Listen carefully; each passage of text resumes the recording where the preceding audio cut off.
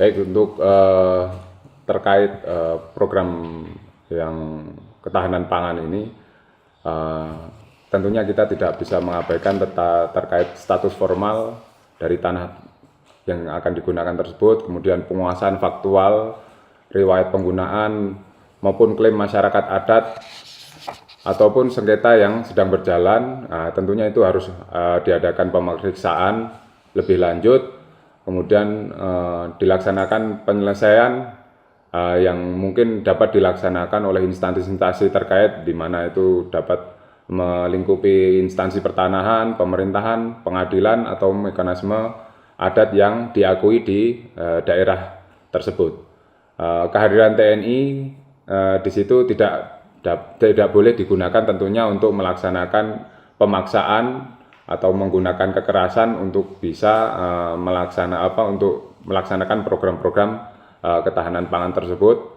Tentunya ini harus dilaksanakan dengan taat hukum sesuai dengan prosedural yang berlaku. Selanjutnya, siapa yang mengelola dan menerima manfaat hasil kegiatan pangan ini? Kegiatan ketahanan pangan ini tentunya ini bukan untuk satuan maupun prajurit yang terlibat dalam kegiatannya, tidak digunakan untuk kepentingan pribadi maupun satuan, akan tetapi tentunya pengelolaan hasil dari ketahanan pangan ini harus mengikuti skema program, kemudian status lahan yang digunakan, kemudian sumber pembiayaan dari kegiatan tersebut, dan pihak-pihak yang terkait yang mempunyai hak-haknya atas kegiatan tersebut. Kodim Gayo Luas baru saja menyelesaikan kegiatan karya bakti. Menurut pendapat Bapak Dandim, perbedaan TMMD, karya bakti, dan program unggulan di mana? Tentunya dari ketiga program tersebut mempunyai manfaat untuk membantu masyarakat, tetapi memiliki dasar, tujuan, mekanisme, maupun sumber dukungan dana dan pertanggungjawaban yang berbeda. Tentunya data ini tidak boleh saling tumpang tindih tanpa ada penjelasan terkait pelaksanaan kegiatan masing-masing dengan masing-masing metode yang dilaksanakan tersebut. Program kegiatan TNI AD cukup banyak. Menurut Bapak Dandim, segala tindakan yang dilakukan TNI AD apakah hanya pencitraan? Nah, tentunya program-program yang dilaksanakan ini adalah program-program yang menjadi tugas yang diberikan oleh komando atas. Perlu dilaksanakan publikasi untuk memberikan informasi yang akurat dan akuntabilitasnya dapat dijaga, tetapi ukuran keberhasilan tetap merupakan menjaga dari fungsi, mutu, manfaat maupun keberlanjutan, dan tidak tindak lanjut terhadap kekurangan-kekurangan yang ada. Jadi program TNI AD ini bukan hanya pencitraan, karena kita mendokumentasikan itu untuk sebagai bahan, sebagai laporan juga kepada. Jadi ya betul. Jadi apa yang menjadi publikasi dari kegiatan-kegiatan dilaksanakan TNI AD ini merupakan sebuah tanggung jawab terhadap tugas yang sudah diberikan, kemudian anggaran yang sudah didukung, sehingga sebagai salah satu bukti bahwasanya kami sudah melaksanakan tugas-tugas yang diamanahkan dengan dukungan anggaran yang sudah diberikan, yaitu dengan memberikan publikasi ataupun dokumentasi dari setiap program yang kami kerjakan. Baik. Batalion Infanteri Teritorial Pembangunan 855 Raksasa Dharma saat ini sudah beranjak 1 tahun, yang kemarin baru juga ulang tahun gitu ya.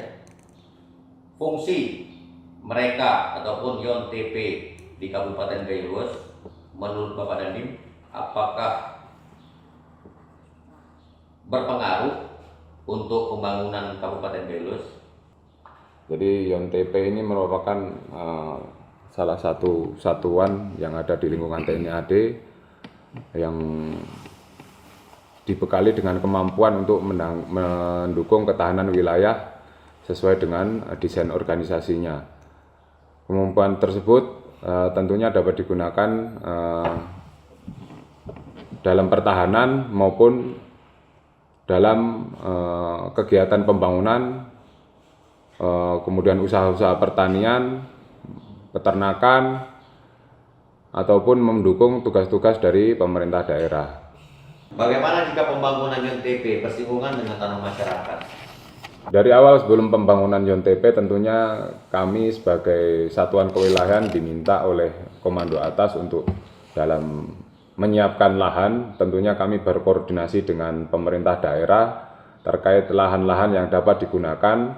Tentunya ini juga kami memastikan bahwa status dari lahan tersebut tidak bersinggungan ataupun tidak bersengketa. Tentunya kemudian pembebasan lahannya juga jelas,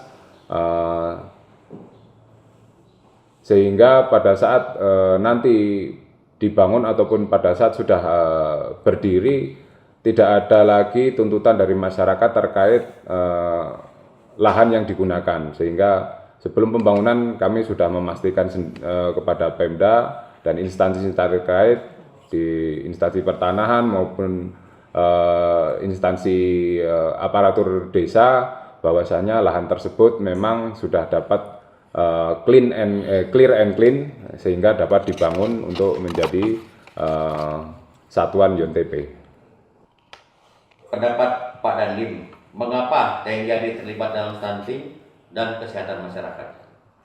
Tentunya TNI AD mempunyai salah satu keuntungan, di mana keuntungannya itu adalah sehingga untuk mobilisasi, komunikasi, distribusi dan akses wilayah tentunya ini dapat dilaksanakan dengan lebih cepat. Kemudian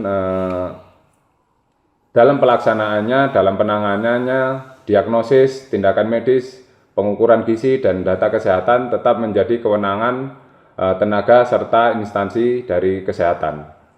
Ini kita masuk ke tema masyarakat. Dari segala bentuk bantuan yang diberikan TNI AD, apakah membuat masyarakat ketergantungan ataupun bergantung kepada TNI AD? Jadi seperti yang sudah kami sampaikan tadi, bahwasanya program-program yang dilaksanakan TNI AD ini bersifat swakelola, baik dalam pembangunan jembatan maupun ketahanan pangan. Kita melaksanakan bekerja sama dan bergotong royong dengan masyarakat, sehingga di situ masyarakat kami ajak untuk bisa merasakan, sama-sama merasakan, mengerjakan dan mempunyai rasa tanggung jawab terhadap apa-apa saja yang menjadi program dari pemerintah yang diamanahkan kepada satuan-satuan TNI AD, sehingga masyarakat ini nantinya apabila sudah selesai dikerjakan program tersebut tetap dapat melaksanakan, melanjutkan dan merawat apa saja yang sudah dilaksanakan ataupun dibangun, sehingga tidak ada ketergantungan dari masyarakat terhadap Angkatan Darat maupun terhadap pemerintah untuk pelaksanaan program-program tersebut. Baik, untuk dari Bapak Dandim mungkin pertanyaan saya sudahi. Selanjutnya saya mungkin ada sedikit bertanya kepada Bapak Kepala Dinas ataupun perwakilan. Saya masuk ke Bapak dari Dinas Pertanian. Pasca bencana banyak persawahan yang rusak ataupun hilang menjadi hamparan.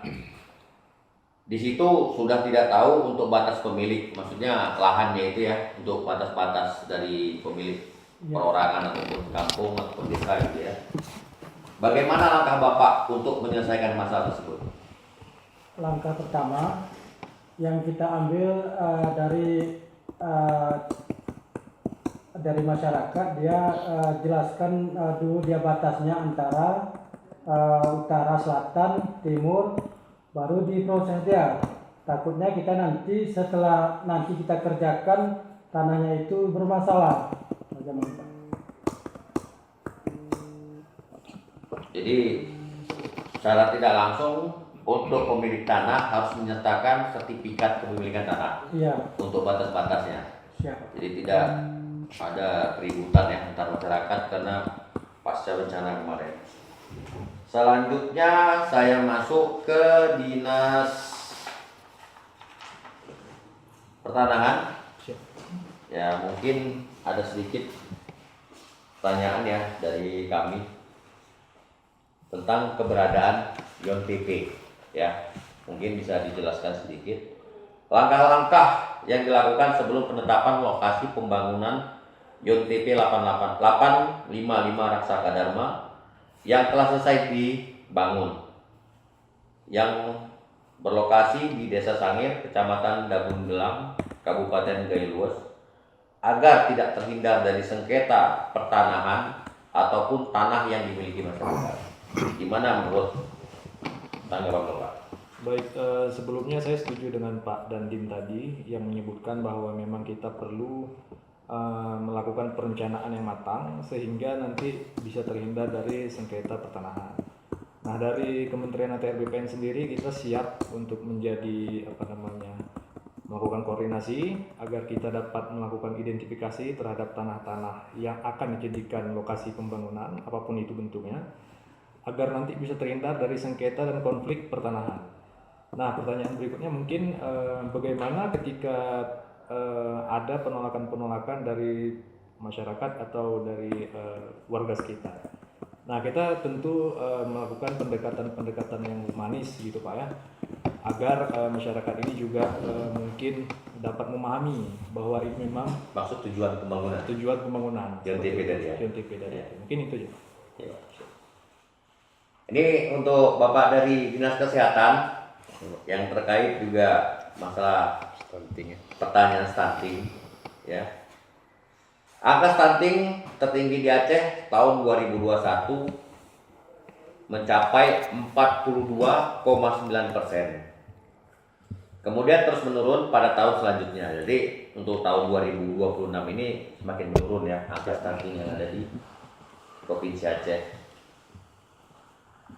Hal ini perlu strategi dan upaya yang konkret sehingga hal ini dapat terjadi. Bagaimana langkah-langkah dari Dinas Kesehatan Kabupaten Gailues untuk menyikapi hal ini? Terima kasih. Berkaitan stunting, memang betul Gailues pernah berada di posisi tertinggi di Aceh, yaitu 42,9%. Ini menurut hasil survei yang dikeluarkan dari pusat. Jadi waktu itu memang Gailues tertinggi, kemudian tahun selanjutnya kita menurun menjadi 34,6%. Jadi tentunya upaya-upaya yang sudah kita lakukan tidak terlepas dari komitmen pemerintah daerah bersama Forkopimda, tentunya melalui Dinas Kesehatan, termasuk semua stakeholder yang terlibat dalam penanganan stunting. Kita pernah melaksanakan program-program yang memang langsung menyentuh masyarakat. Kita pernah membuat program Entong Sudere, Pak Dandim. Waktu itu seminggu sekali kita turun ke lapangan dengan membawa bekal belanja di daerah tersebut. Kemudian kita memberikan kepada ibu hamil, kemudian balita. Tentunya ini menjadi upaya yang sangat luar biasa karena apa yang kita berikan ini kita belanjakan, kemudian ini dimasakkan sehingga kita berharap pemenuhan gizi terhadap ibu hamil dan balita stunting tersebut.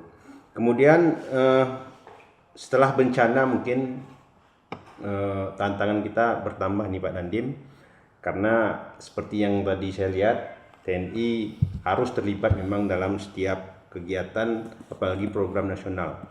Untuk saat ini mungkin ada program CKD, cek kesehatan gratis. Ini pun saya lihat untuk Gailues memang masih rendah karena adanya masyarakat yang masih belum sempat hadir ke tempat pemeriksaan, sehingga memang kita perlu kolaborasi antara TNI Polri bersama Dinas Kesehatan. Untuk stunting, kenapa TNI perlu? Karena TNI mempunyai mobilisasi, kemudian mempunyai akses wilayah. Setelah bencana, ada beberapa wilayah kita memang sulit kita tempuh, seperti daerah Tripejaya, Pak Kadis PU dan Pak Dandim. Ini akses ke daerah pasir, tenaga kesehatan agak susah ke sana, sehingga memang posyandu kita memang tidak berjalan sebagaimana mestinya. Jadi untuk ini mungkin tantangan kita setelah bencana, akses jalan, kemudian akses sanitasi, termasuk di beberapa untap mungkin sanitasinya perlu kita benahi, karena kita ketahui stunting ini pencegahan lebih diutamakan daripada pengobatan, dan kita ketahui stunting ini sasaran utamanya itu remaja putri, ibu hamil, balita, dan anak-anak remaja sekolah. Mungkin ini sedikit dari kami. Kami berharap kolaborasi antara Forkopimda, kami di Dinas Kesehatan siap melaksanakan dan siap mengikuti arahan dari pimpinan untuk penanganan stunting ini. Mungkin ini dari kami. Ya, juga Nentong saudara ini juga komandan Kodim dulu. Siap. Sebagai ya penggerak memperkasai, ya kan, Memperkasai, betul, Pak. memperkasai. Dan itu contoh nyata, Pak. Jadi ini memang setiap desa itu pasti ada sasaran balita stunting. Jadi setelah kita lihat dan kita entong, maksudnya, Iya. setelah kita lihat tentunya ini bisa ada perubahan, Pak. Jadi mungkin ke depan kita lanjutkan lagi Untuk kerjasamanya, koleknya gitu Pak ya. Ya. Oke, mungkin itu saja dari kami sebagai host yang ditunjuk untuk podcast yang sederhana ini dan banyak manfaat. Ke depan mungkin bisa kita lanjut dengan kerjasama di lapangan. Mungkin itu aja. Ada tambahan dari Komandan Kodim? Baik, mungkin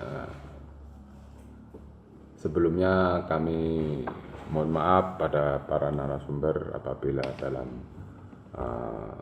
penyiapan kita memang agak kurang. Kemudian kami juga mengucapkan terima kasih atas kehadirannya, atas masukan yang disampaikan.